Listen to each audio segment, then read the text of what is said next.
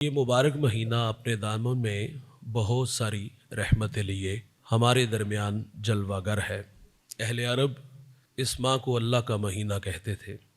اللہ کے رسول صلی اللہ علیہ وسلم کی حدیث ہے، فرمایا رجب اللہ کا مہینہ، شعبان میرا مہینہ، اور رمضان المبارک فرمایا میری امت کا مہینہ ہے۔ اس ماہ مبارک میں اللہ اجر کو بڑھا دیتا ہے۔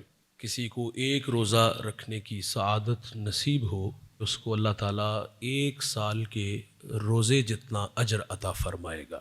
تو ایک حدیث کے لفظ ہیں کہ جو رجب المرجب میں 7 روزے رکھے گا، جہنم کے دروازے بند کر دیے جائیں گے اور جنت کے اللہ 8 دروازے اس کے لیے کھول دے گا۔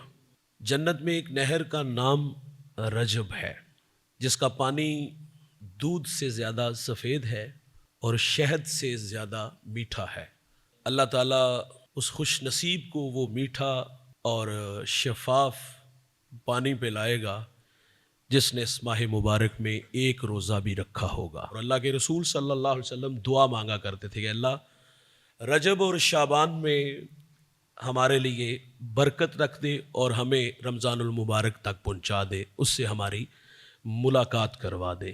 یہ بابرکت مہینہ اپنے دامن میں بہت ساری رحمت لیے ہمارے درمیان ہے، اور اس ماہ مبارک کی خاص ایک نسبت وہ میرے کریم آقا صلی اللہ علیہ وسلم کا وہ بڑا معجزہ جو اللہ تعالیٰ نے 27ویں شب کو اپنے محبوب کو عطا فرمایا کہ حضور نے سر کی آنکھوں سے اپنے رب کو دیکھا تھا۔